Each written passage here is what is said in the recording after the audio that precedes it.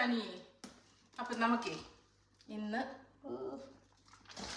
ഇത് ബീഫല്ല, ഇത് ബഫലോയാ.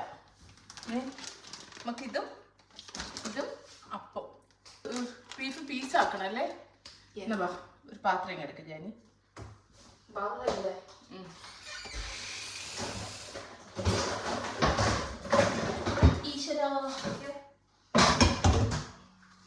അപ്പം നമുക്കിതിനെ ആദ്യം ചെറിയ ചെറിയ പീസാക്കി എടുക്കാവേ. പിന്നെ വേണം കൊച്ചുള്ളിയും സവാളയും പിന്നെ പച്ചമുളക്, ഇഞ്ചി, വെളുത്തുള്ളി ഇത്രയും കൂടെ. നമുക്കതിന് ഇതിനെ ഫസ്റ്റിൽ നമുക്കൊന്ന് ചെറിയ ചെറിയ നല്ല ബീഫ് കേട്ടോ, ബീഫല്ലല്ലോ ബഫലയാണ്, നല്ല ഇതാണ്. ഫ്രോസൺ ആയിട്ടോ, ഞാൻ ഇത് ഫ്രീസറിൽ വെച്ചിരിക്കാം. ഇത്രയും നേരമായിട്ട് അത് മാറി കിട്ടിയിട്ടില്ല കണ്ടോ. അപ്പം നമുക്ക് ചെയ്തിട്ട് വരാവേ, ചെറിയ പീസാക്കിയിട്ട് വരാം.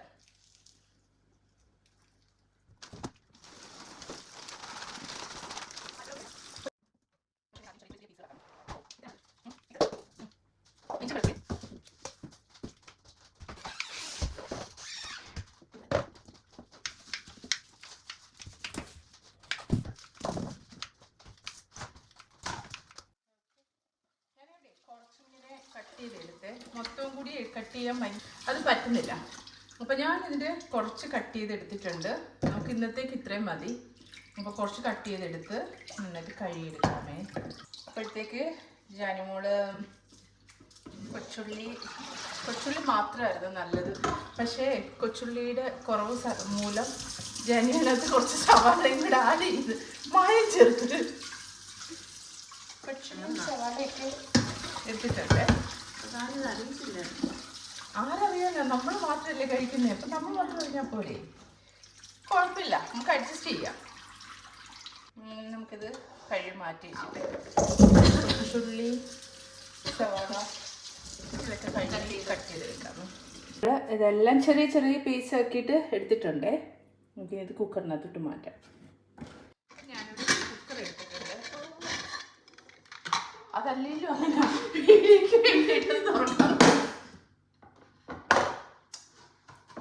നമ്മളിതെല്ലാം കൂടെ ഇങ്ങനെ ഒരുമിച്ച് ഇടുവാണേ.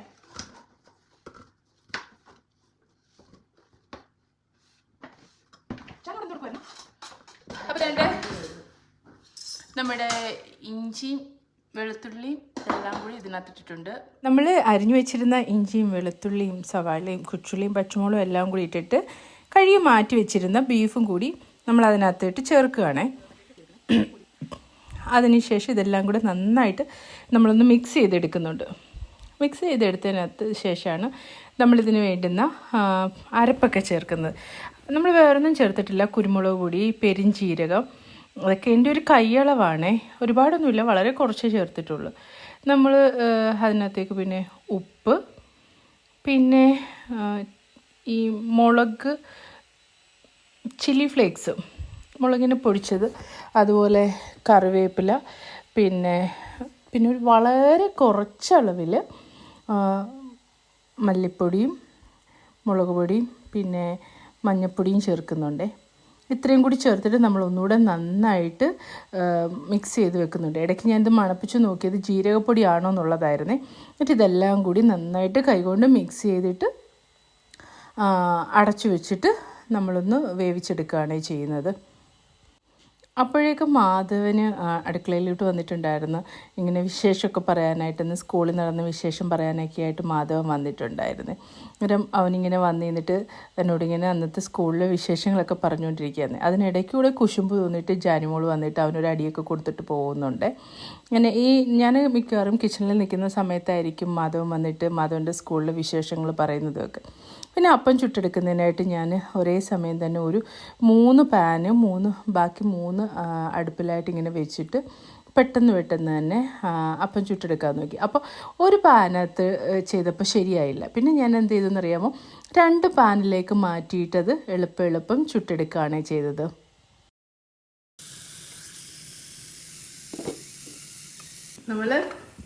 നമ്മൾ അപ്പം ഉണ്ടാക്കി കഴിഞ്ഞു. ദൊപ്പം ഇത് ദോപ്പമൊന്നുമല്ല, ഇത് ദോശയപ്പം. ദൊപ്പം ഓക്കെ, ദൊപ്പം ഉണ്ടാക്കി കഴിഞ്ഞു. നമുക്ക് ബീഫിനകത്തേക്ക് ശകലം തേങ്ങാക്കൊത്ത് My favorite part. ബീഫൊന്നും അല്ല ഇഷ്ടം, നമുക്ക് ഏറ്റവും കൂടുതൽ ഇഷ്ടമുള്ള സാധനം ഇതാണ്.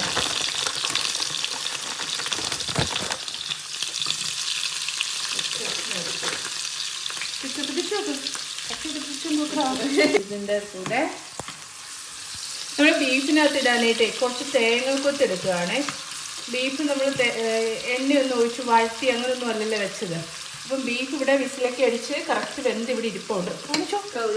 ഇവിടെ ഇരിപ്പുണ്ട്. അങ്ങനെ അപ്പം ചുട്ട് കഴിഞ്ഞപ്പോൾ ആ പാനിലേക്ക് തന്നെ അങ്ങ് ചമ്മന്തി അങ്ങ് ആക്കാമെന്ന് കരുതിയായിരുന്നു ഞാൻ.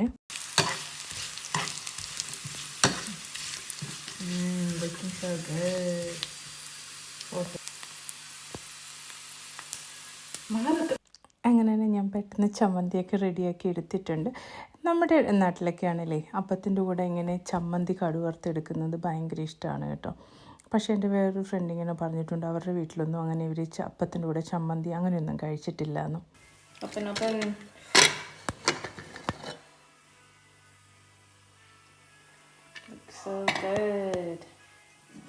ഞാനതിൽ എല്ലി അരിഞ്ഞ ചെറിയുള്ളി അരിഞ്ഞുകൊണ്ടാണല്ലോ.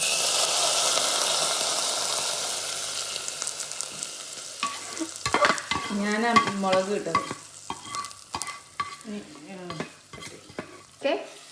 ഇതിപ്പോൾ നന്നായിട്ട് Brown കളറായില്ലേ? ഇതേ ഞാൻ ഈ ഇതിൽ നിന്ന് അങ്ങ് മാറ്റട്ടെ.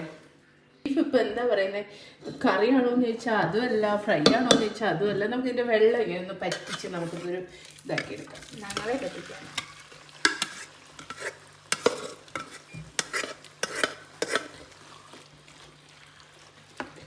ശേഖരം നമുക്കൊന്ന് പറ്റിക്കണ്ടേ.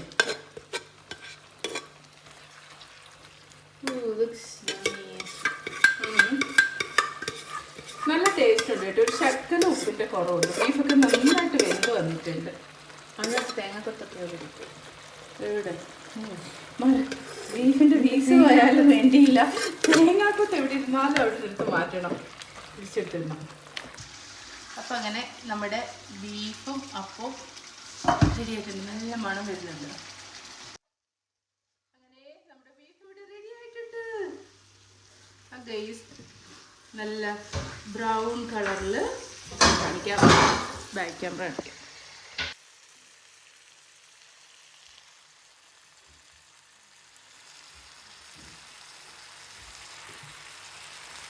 അങ്ങനെ നമ്മുടെ അടിപൊളി ബീഫൊക്കെ റെഡിയായി. അപ്പമൊക്കെ ചുട്ട് വെച്ച് കഴിഞ്ഞപ്പോഴത്തേക്ക് എന്നിട്ട് ഞാൻ പെരക്കെ വെക്കുന്നു. പാത്രം കഴുകാനുള്ളൊക്കെയാണ് കഴുകി വെച്ച് ഒക്കെ തൂത്തിട്ടപ്പോഴത്തേക്ക് ചേട്ടനെത്താൻ നേരമായി കേട്ടോ. കഴിച്ചു നോക്കാം. മധുവിന് എന്താ വേണ്ടേ? അയ്യോ ഒരു സ്പൂണിന് എടുക്കണ്ടായിരുന്നു. ചോറില്ലേ?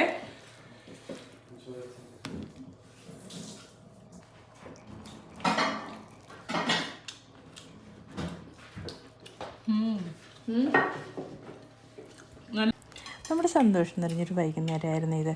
അപ്പം വീഡിയോ ഇഷ്ടമായെങ്കിൽ എല്ലാവരും ചാനൽ സബ്സ്ക്രൈബ് ചെയ്ത് വീഡിയോ ലൈക്ക് ചെയ്ത് നിങ്ങളുടെ അഭിപ്രായങ്ങൾ കമൻറ്റ് ചെയ്ത് കൂടണേ. വീണ്ടും അടുത്ത വീഡിയോയിൽ കാണാൻ. Tata bye, see U.